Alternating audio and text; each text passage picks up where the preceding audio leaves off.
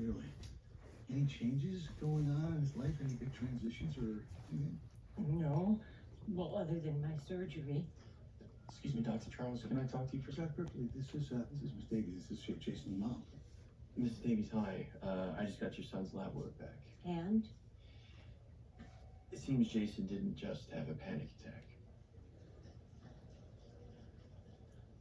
Jason, your lab showed elevated levels of troponin in your bloodstream. That's a protein that's released when there's a breakdown of heart muscle, most commonly as a result of a heart attack.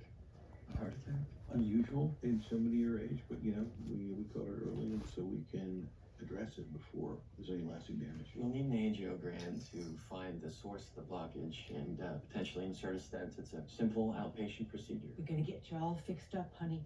Nothing to worry about. Mom, please. Can you move back to the center? Look, just sit tight, Jason. We'll let Angio know we're coming. Wait. I only had one heart attack? Yeah. I have to have another one. I'm sorry, what? Even numbers. Symmetry. Jason, I just want to make sure you understand what you're saying here. We need to fix this now, and if we don't, you could die. Honey, please listen to the doctors. You need this treatment. No, it's too important. I'm not doing anything until I have another heart attack. Okay, yeah, weird one. Here to go? Change of plans. Based on the location of the tumor, I believe it's a paraganglioma. Which means I expect it to respond well to radiation. Now, radiation's not going to do us much good here, Dennis. This tumor is completely encasing her artery. I need to take it out. And once that shrinkage, you'll be in a far better position to do that. You got your phone with you? Hillary and I discussed all the options, and it's clear that radiation is the best place to start. She's already consented to surgery. She's rescinded that consent. You're kidding me. This is now an oncology case, and I'm taking over Hillary's care. And we are no longer in need of a surgeon. You know I'm going to have to take this upstairs. That's certainly your prerogative.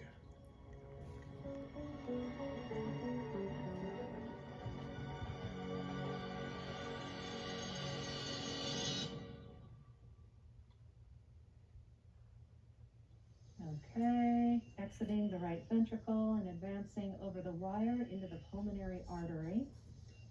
Oh, jackpot, there it is. Here we go. Opening McGrasper. Got it. Wow, that's really wedged in there. Yeah, not budging. BPM sats are falling. What happened? Must have perforated the pulmonary artery. Damn it, she's bleeding into her chest. Marty, start the massive transfusion protocol. I'll be right back. Dean? Hey, we need you. What? She perforated. We gotta open her up. So much for playing it safe. If we had a court order, we could wrap this up, put in that stent. Yeah, I don't know. Mrs. Davies, it is clear your son is causing himself harm, but any judge would agree. Miss Davies, do you mind if I just grab Dr. Ripley for a second? Oh, of course. Thank you. I know what you're gonna say. I'm not sure you do. Look, Mitch, in any other circumstance, I'd probably agree with you. The problem with forcing treatment, though, is that we would violate Jason's sense of control over his environment to the extent that we or anybody else would lose any chance of helping him with his OCD for a long, long time. At this point, doesn't helping him mean ensuring he doesn't have a massive coronary? Yes, the thing is, I'm just starting to figure out what's behind this, and I just need a little more time to reach him. Okay, well, you better hurry, because time's the one thing we don't have. Paraganglioma, headaches, syncope. I mean, Hillary's already symptomatic. But as I've explained, in her case, starting with surgery is not the answer. If I understand correctly, your concern is for the integrity of the artery. Remove the tumor and you run the risk of taking her entire carotid out with it. She'll bleed out on the tape. And if you radiate first, it would scar and distort the anatomy, making surgery even more difficult. Actually, radiation will save you from a difficult operation. If I shrink the mass, you can likely avoid a carotid bypass. Please, Miss Goodwin, Dr. Washington and I can do this all day.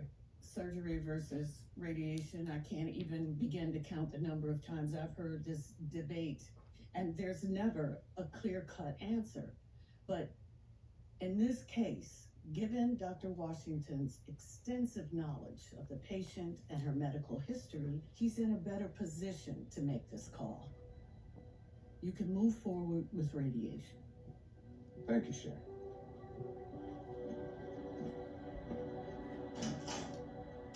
This isn't right. Dr. Marcel, you brought me in for arbitration, and that's what I did. Yeah, okay. Your relationship with him didn't play a role. Excuse me? Excuse my eyes.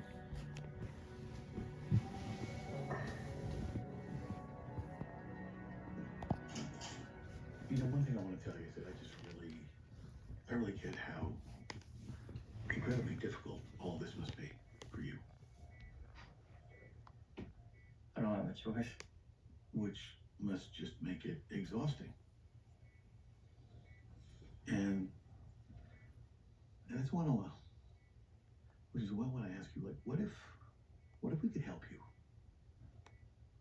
You can't. But wouldn't you want to spend the rest of your life feeling, I don't know, like a little less like a prisoner of your own mind? Yeah. I mean, I'm wondering if you're scared that if we give you that stent and disrupt your symmetry, that something really bad is going to happen, and that you're going to think it's your fault. I mean, is that your take on what happened with your dad and his heart attack when you were a kid?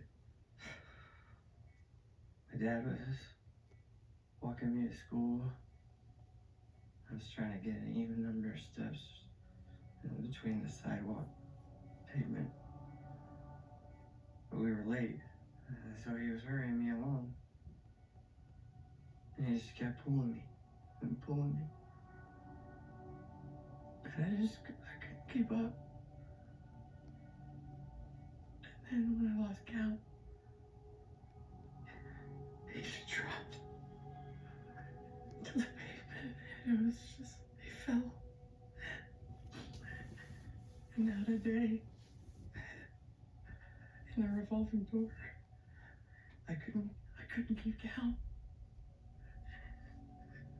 And then I had a heart attack. Wait, so now you're worried that something bad's going to happen to your mom? I don't want to kill my mom. I have to have another heart attack. Right. And the second heart attack? You want to have a second heart attack because you think that is going to make that not It'll happen? be even. It'll be even. Make it even. And your mom will be safe. If you can't have a second heart attack. Yeah, if I have a second heart attack, Okay, I get it. my mom will live. Okay. Pressure's in the tank. She's still bleeding. Damn lung is completely fused to the chest wall. Oh, more suction. Yeah, can't even see the bleed. Pressure's still down. Keep transfusing. Okay. Alright, got the lung. Yeah, I see the tear. Alright, I'm pinching the pulmonary artery now. I need a Satinsky clamp. Wait, what are you doing? What are you doing? I need to perform a formal lobectomy. You're gonna remove a whole lobe of her lung? It's that or let her bleed to death.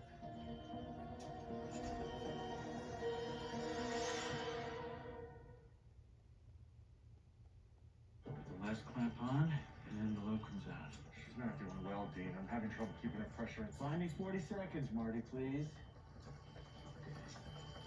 Got it, wrong mess?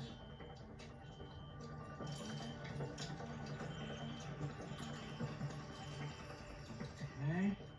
Alright. Lobe is coming out. There it is. That's still intact. Alright. Numbers are better. Alright, let's finish up. So Jason thinks that a disruption in his routine killed his father when he was a little kid. So then this morning, after he messes up his steps in the revolving door, he becomes convinced that his mom is next. That's why the second heart attack becomes so important to him, because he thinks that that's going to restore symmetry, right? Get him back on track, and that if that doesn't happen, This mom will never get up off the operating table. Wow. Yeah. So what's the next step? Well, I think I figured out a way to sort of decouple his compulsion from his fear, to break the delusion, but gonna need your help to do that. Okay. You're not gonna convince me. That's not why we're here. So look, your mom knows that you can get anxious about her health, right? She's in pre-op right now, but she's gotten permission from Dr. Tanaka Reed for us to bring you up there so you can meet him, see what great hands she's in, and also say hi to her before she goes into the OR and when she comes out. We'll each stay on one side of you like we are now. And also, just because we really want to think about protecting your heart at this point, we're going to give you a mild sedative called prazolam. Have you had that before? Yeah, I've had that before. Great. Good. Well, Dr. Charles and I split the pill in two just to keep things balanced.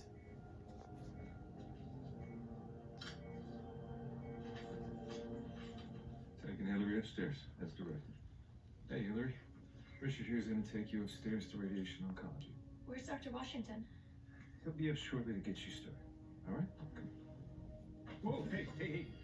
I got it. I got you. It's okay. Hey, you with me? You with me? You okay? Keep your leader LO. Hillary, please. You need this operation. No. Dr. Washington's against it. Dr. Marcel, Intact for me, huh? is this a change in her condition? Mm-hmm. And it's because of the tumor. It's clearly starting to intrude into her carotid now. She can't wait any longer.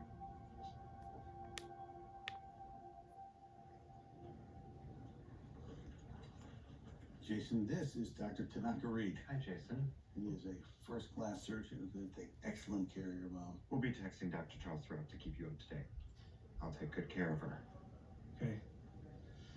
Okay, so obviously the hospital's not going to let you observe the procedure, but we have arranged for what we think is the next best thing, which is to monitor it from in here, in this little area that we've set up.